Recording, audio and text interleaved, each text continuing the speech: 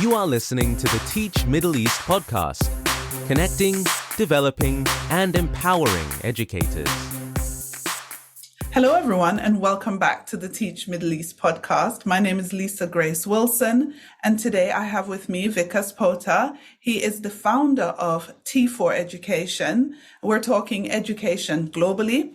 We're talking about the world's best school prizes, and we're also talking about the recently held Africa Education Medal. And we also want to look at some of the issues that are facing us globally within education, and who best to talk to that about than Vikas himself. Welcome. Thank you so much for this invitation, Lisa. I look forward to answering your questions. And talking to me, not just answering my questions. I'm not going to interrogate you, Vikas. I'm really here for us to chat and for us to really unpack some of these big issues. Some of them are huge, and then probably, we can't do them justice, but we're going to give it our best shot. For those who don't know Vikas, can you give us a brief intro of yourself? Sure. My name is Vikas. I'm the founder and CEO of T4 Education, which I gave birth to at the beginning of the pandemic. And we can talk a lot more about that. But prior to that, I ran a large philanthropic foundation that focused on teachers in specific globally, and to think about how we build the capacity and the status of teachers. And through those experiences, I came into contact with and worked with a number of governments around the world to look at education reform. And that is what informs my worldview today. Brilliant. I remember you from your work with your previous employer. And I think one of the things that stuck out with me is the emphasis that you placed on teachers. When everybody else talks about policy and everybody else talks about the bigger picture, I always wondered why no one focused on the people at the chalk face. No one focused on the people who are actually doing the work. And that is what stuck out for me when you worked with your previous employer and also when you started T4. And I thought, wow, yes, here is somebody who's actually understanding that if you want to change education, you have to work with the people who are doing the work. So let me jump in quick. What are some of these huge issues that you've noticed that are facing education globally? Well, if we use the framework of, for example, the Sustainable Development Goals, which the UN put in place in 2015 and they expire in 2030. So you have a 15-year window, which have a focus on the quality of education as opposed to just access to education. Because it's the quality of education, they apply equally all over the world, and not just, say, for example, in low and middle income countries, also high income countries. And so we have a discussion to be had as to how we improve standards of learning for everyone in the world. And every government puts their hand up and says, yes, we commit to these goals. And there are 17 such goals, of which one is education. And so, the UN drives this, and UN is a useful body in this regard, where they try to marshal everyone's spirits and policies and money and making sure they bring a focus to it. Well, the thing was that prior to the pandemic, say if you took a temperature check in 2019 or 2020, just before the pandemic began, you'll have found out that in the first 5 years, the first third of the SDGs and the targets, things were already slowed down in terms of the achievement of SDG number 4. And there's a lot of concern about that, because then there's only 10 years to catch up. And in that same period, you've had the COVID come, which has resulted in just incredible challenge for the world, just universally. But in education, as education, school continuity became a huge issue. And in some countries, schools were shut for 2 years. And you imagine the impact of that. Now, compounded with the slowdown on the SDGs and then the effects of COVID, we have humongous loss of learning and growth in our children in terms of what happens. And so, without wanting to state figures and numbers and economic value, all these things, suffice to say, we have a lot to do to catch up so that the next generation can truly fulfill their potential. Yeah, no, you are so right. I was reading something the other day, and they were talking about the effect that the pandemic has had on education and how far it has set us back. And I think I was also watching one of I think it was a promo video or something, and someone in Africa was talking about how many decades behind the Right. West the education system in Africa is currently. And I think it just kind of took my breath away, because I'm thinking, how do we catch up? How do we Yeah. even begin to scale some of these massive problems that we're having? But you chose to focus on teachers. Why?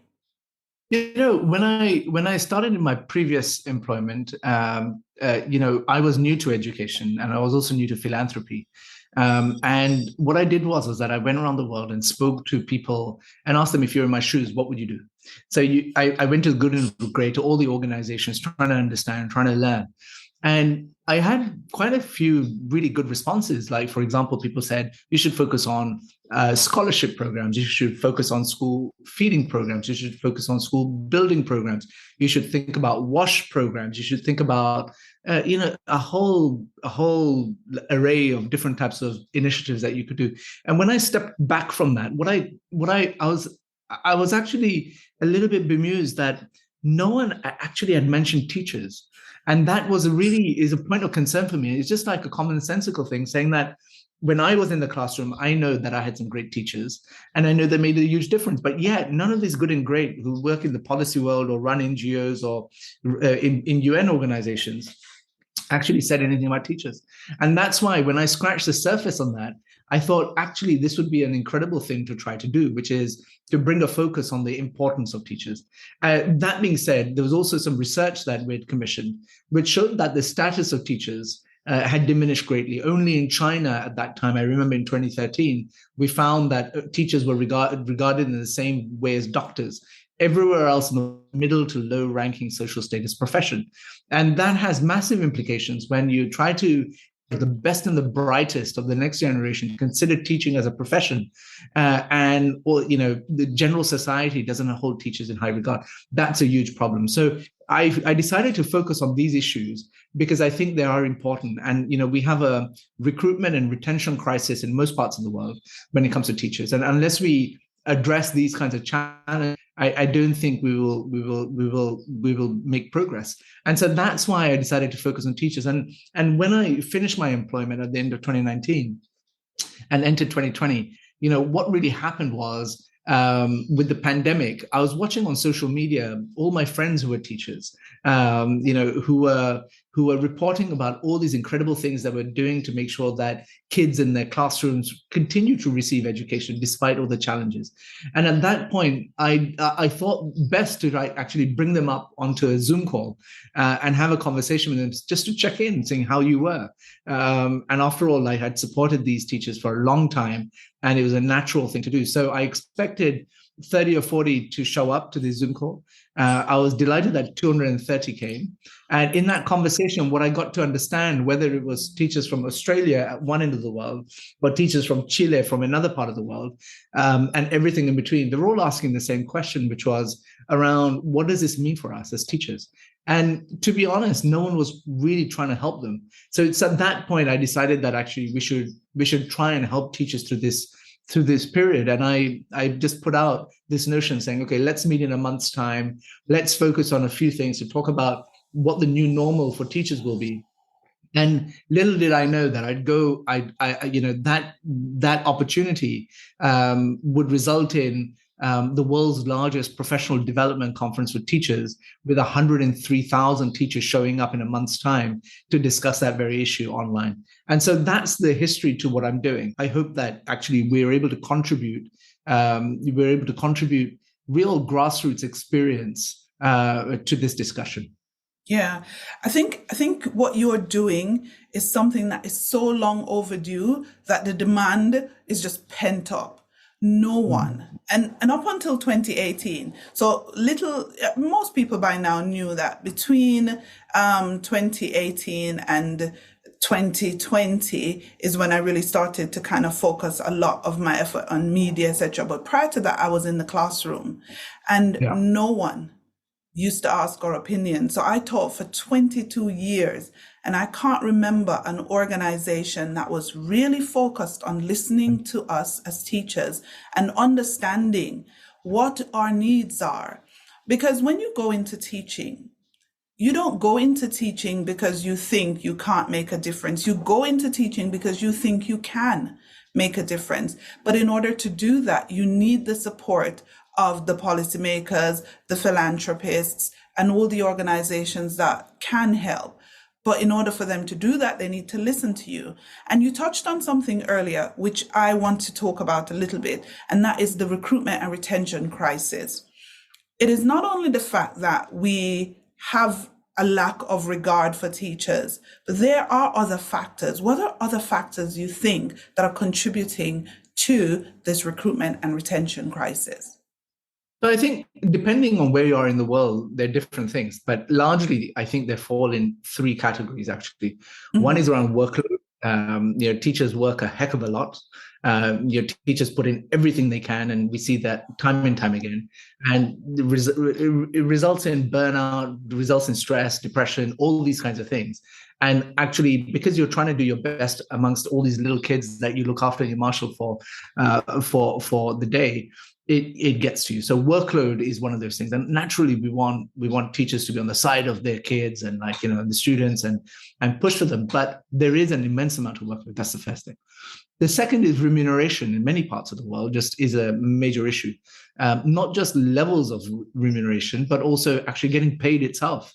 Many countries in the world, fail in that regard, if I'm being honest, in terms of making sure that it's a monthly paycheck. Yeah. And so that's just, I think that's just wrong. And then the third thing that I would perhaps think about what poses a challenge is this thing about empowerment, actually. And I think for quite some time, teachers have felt alienated. When I say alienated, what I mean by that is I think teachers are not listened to by wider society. And we need to bring a change to that. And so what I was going to say to you was, because of my career in education so far, you'd go to all these policy discussions, you'd go to the UN, you'd go to UN General Assembly Week, you'd go to all these very, very fancy conferences where they talk about education advancement. And you'd see the people who are on the panel of each of these panels. Not one of them is a teacher. They may have been maybe many decades ago, but they're not teachers, or they're not representing schools. These are politicians who have a political position, which I think there's a space for. But the reality is, when I think about teachers, I think they're the experts, right? So why am I trying to second guess what a classroom teacher has to say about education when I could just bring them onto one of these panels? And so when I used to run the previous prize that I did, that was my bugbear. These were the best teachers in the world. We should listen to them. And that's the fundamental thing that I try to put forward. Sorry, there is a fourth element as well. In addition to workload, in addition to remuneration, in addition to empowerment and voice, which is about teacher rights. And in many places, they've been totally eroded, and it's something that we should actually hold governments accountable for. And if teachers don't have rights, then I think that's a massive issue. You've touched on a nerve, I think, because recently in the UAE, the government came out with a code of conduct for teachers, kind of like a 10-page document. And I realized there were a lot of things in there. And some of these things are quite normal things that you would expect in a code of conduct. But it really made me wonder, where are those sorts of documents that would document the rights of a teacher? Yeah. There isn't, and it's not just a UAE problem. It's not just, it's a global thing where there are different countries who the teachers have been disempowered in a real way, and they feel quite helpless in the classroom, especially when they're faced with students who are violent, or they're faced with students who are just obstinate and do not want to do any of what they're asking. And they're powerless, because as soon as they sort of react or do anything, they're in the wrong immediately. So that powerlessness, and who wants to feel that way every day? No one does. Yeah, absolutely correct. Actually, it was during the pandemic, I think, that we saw a slight change in the narrative around teachers, where when everyone was homeschooling, all of a sudden they realized, gosh, this is actually an intellectually demanding job. I remember these memes on WhatsApp being sent, where there was a woman actually from Dubai, say, oh my God, this is so tough, like, blah, blah, blah, blah, blah. And they say, well, yeah, welcome to the life of a teacher. That's exactly right. Yeah. This is why they're professionals. They're trained, no different to doctors, who've gone and done a medical degree. There's a science to this that is applied. And that's what I want people to understand. Like, teachers are the experts. Yeah, no, you're very right. I remember those memes, but I'm just scared that people have kind of gotten back into their normal and have had some level of amnesia and kind of reverted to, that whole, oh, let them handle it at school. I know better than a teacher. Do you know something that I saw the other day that really annoyed me? So in the UK, we had the change of government, right? And Liz Truss has appointed her ministers, etc. And the narrative in one particular newspaper, I will not say which one, said that a minister has been promoted from Secretary of Education to, I think, another office. And I thought, promoted? So being the Secretary of Education is lower than maybe being the Chancellor or the Foreign Secretary? That is the problem. No, absolutely, sir. And I've done a lot of work on this as well, as you can imagine, where, the reality is that no one really wants to be an education secretary. No one really wants to be an education minister. And the reason is very simple. As a politician, you think of it from this perspective, saying that your elections in 5 years' time, the results from an education turnaround or reform are not going to be visible for another 10, 15 years. And so the politician thinks, well, what do I demonstrate as my success, right? And so I understand it from the political lens, but the reality is that, I've actually brought together former education ministers to try to understand what they do about reform. There's two things I learned, which was the average tenure of an education minister around the world is actually on average about 2 years. In the UK and England, it'll be even lesser given everything that's been happening. Like, we've had like 3 or 4. And so in those 2 years, what is it you can do? You can't really get your hands around anything, really. And so there's no long-termism, even medium-termism in education. And that's what the fundamental problem here is. Education is like it's like a slow cancer. You won't know for 15 years whether you've got it right or wrong. And so this is the fundamental problem. And that's why, Lisa, you and I need to be much better at communicating. Right. And so not just with our learners and not just with our immediate stakeholders, but with society at large. And that's what that's on us. Right. Yeah. If people aren't paying attention, that's on us. And that's why I've gone on to create these kinds of mechanisms like the World's Best School Prizes, the Africa Education Medal, and all these different summits as a way of garnering attention, bringing attention, so that at dinner time, like, when we're discussing with little Johnny or, what happened in the day, where we usually run down little Johnny's school, instead of that, we're saying, did you hear about this most amazing school or this most amazing teacher? That's what we need. That's the cultural change that we need. Yeah, you're right. Which leads me nicely onto T4 education. What is it and where do you see it going? Yeah, look, I said at the beginning that, I've done a lot of work with system leaders around the world. And I think what really happens a lot of actually in this world is that we repose an enormous amount of confidence in those decision makers. And so, given where we are at the moment, what's really hit me quite a bit actually is the level of unpreparedness in our education systems to withstand any kind of shock that, for example, COVID has brought. And yes, it is unprecedented, but there's a Warren Buffett quote, which I would not normally use in education, which I apply to our situation, which is around, Warren Buffett said, who's swimming naked when the tide goes out. I'll stop there. Right. No, I completely, that one is, yeah. And so that's why when I talk about, well, we need to think of this from a grassroots kind of approach, as opposed to just rely on top down. That's the logic I apply, because those people have tried, they've contributed their best, and yet we have such major challenges. Well, isn't it time that we listen to the experts, as I call them, right? The schools, the teachers, to say, how do we build successful institutions, which we call schools? And that's the pull that I'm trying to bring to this. You just said successful institutions that we call schools. Let me ask you this. Do you think it's time we sort of rethink schools the way they are, the way they currently exist? 100%. And so I'm actually, Lisa, you won't be surprised when I say this. I am the recipient of many, many presentations on the future of education. And each one of these I struggle with, because the kind of vision they put forward, they forget that schools exist in an ecosystem. Schools exist in this policy ecosystem in particular that governments run majority of. And when you think of it from that basis, I think you have to think in terms of, well, what are the changes we can bring to existing institutions and how they will work in, say, 15 years' time, or 12 years' time, which is the lifetime of a child in a school, 12 years, say, for example.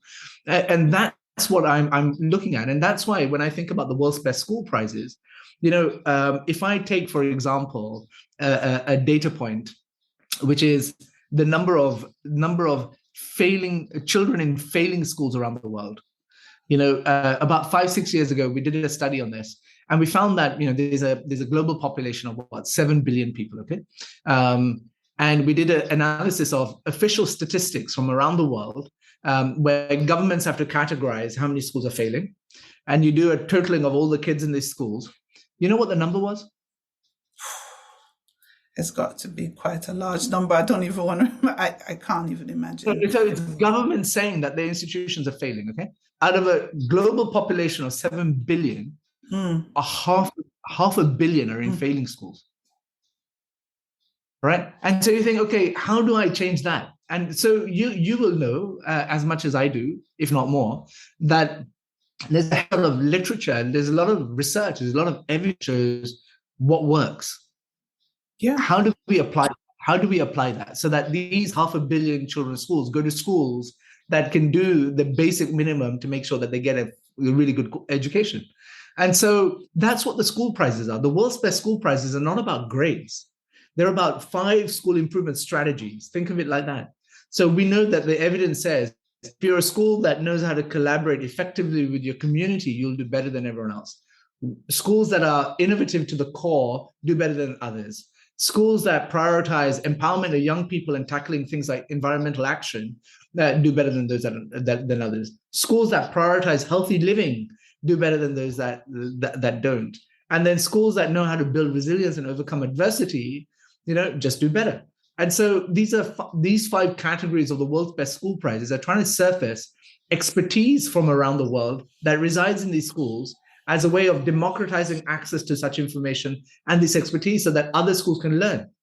And that's what the purpose of the world's best school prizes is. Yes, of course, it's fancy. Yes, some schools win some money, but you're trying to build a movement of schools that are interested in their own development, but on the basis of what other schools are doing. Yeah.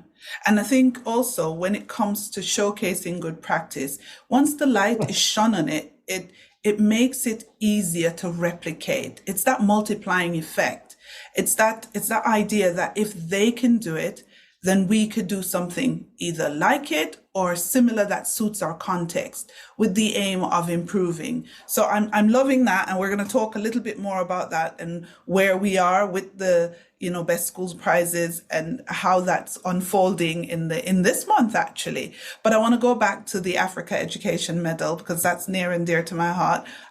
My husband's African. I tell my kids you're half African, quarter Jamaican, a quarter British. They're like confused. But just tell us, what is the Africa Education Medal? What is the ethos behind it? And really, I was happy to witness the unfolding of it, and I'd love to learn more. Thank you. Where is your husband from in Africa? Zambia. Wonderful. So I was born in Kenya. Okay. And so I'm a proud African myself. And so, Africa is akin to ground zero when it comes to the SDGs. The world will miss its target if Africa misses its target, right? And so we have to work with a sense of urgency. And there's a narrative out there that says it's impossible, especially in Africa, it's impossible. And that is what we're trying to take on with this mechanism called the Africa Education Medal, which is to shine a spotlight on change makers in education who are just doing the most incredible things that require support, our love, our money, everything.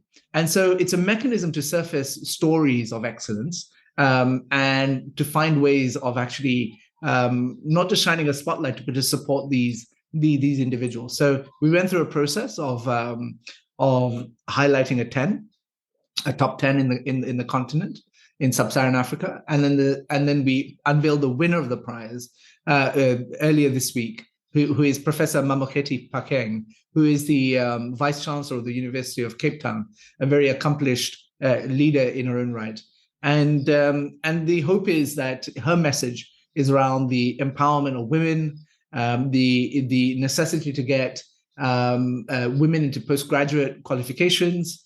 But more than anything else, her story is one where she learned under a tree to becoming the vice chancellor of the most prominent university in Africa, and it's something that we should all be inspired by, and that's the change that we want.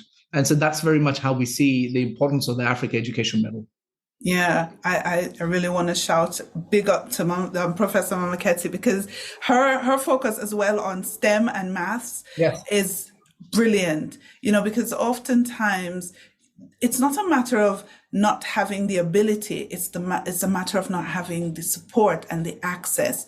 And our students in Africa can excel and can go far beyond even their own expectations if they're given the support. So really well done on that. And I also love the fact that you didn't go at it from highlighting the need, you went and highlighted the excellence. And that is what we need more of. So I kudos to you guys on that. Thank you so much. And again, we had the support of the large tech companies in this case, who like HP is our founding partner, and then Intel and Microsoft are strategic partners. But again, kudos to them for tipping their hat into the ring, as it were, and saying we want to support something like this, because I think that's important. I think we can talk about technology a little bit. And when you look at the crisis that we have at the moment in education, I think technology has the ability to actually make us think differently, that's for sure. And if it resides in these large tech companies or in startups, we should listen to them as well. Because so far, everything that's been tried has failed. And so we have to think about new ways of considering not only how we catch up, but how we help our young people fulfill their potential. Yeah, definitely. World's Best Schools Prizes. Thank you for allowing me to be a judge on that. I'm really, really honored to be a part of the panel, and I'm excited. To discover the top schools. I'm excited for the public vote. When can we expect that? What can we expect? Well, thanks a lot, Lisa, for agreeing to be a judge on the World's Best School Prizes. We on the 10th of June, actually, we published the list of the top 10 schools for each of the 5 categories, so 50 schools. And we've been astounded with the level of support we had at that point for these 50 schools, and the excitement and the energy that comes from that. We had a call actually with some of the schools recently, and they were saying things like, how in the community that they're in, like all of a sudden the level of support for them has literally shot through the roof as a result of just the love, the media coverage, the noise, the prominence that's provided to them, the platform that's provided to them. And so that's really encouraging. So the next step is on the 22nd of September, we unveil our top 3 schools for each category. And so there's 15 schools. And what we want to encourage each and every single person who listens to this podcast is from the 22nd of October till the 2nd of November, you have the opportunity and ability to help influence our judging academy by taking part in our advisory public vote and actually sharing these videos that we have made for each one of these schools and sharing them widely. And so that the purpose is quite simply so that we know that change is possible. We know that new ideas can come to your school as a result of them watching these 3-minute videos from schools from around the world, some of the world's best schools.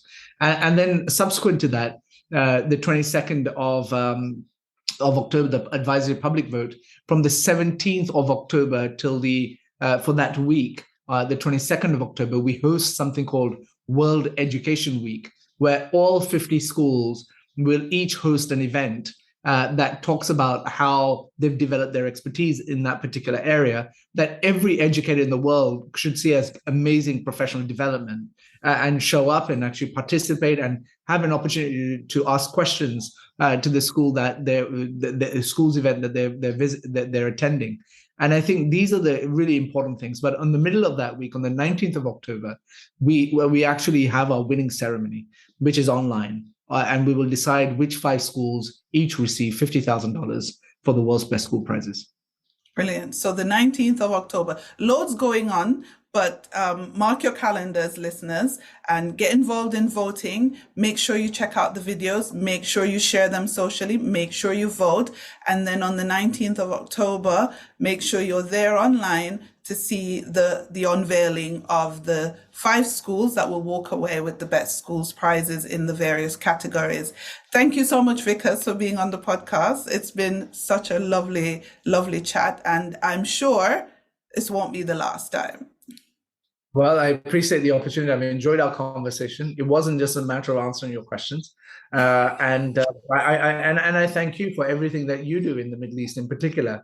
You've built a heck of a community around this podcast and everything that you do, and I congratulate you for it. I think we all should be joining hands and doing more to support teachers in schools. Definitely. Thank you so much. Thank you very much. Thank you for listening to the Teach Middle East podcast. Visit our website, teachmiddleeast.com, and follow us on social media. The links are in the show notes.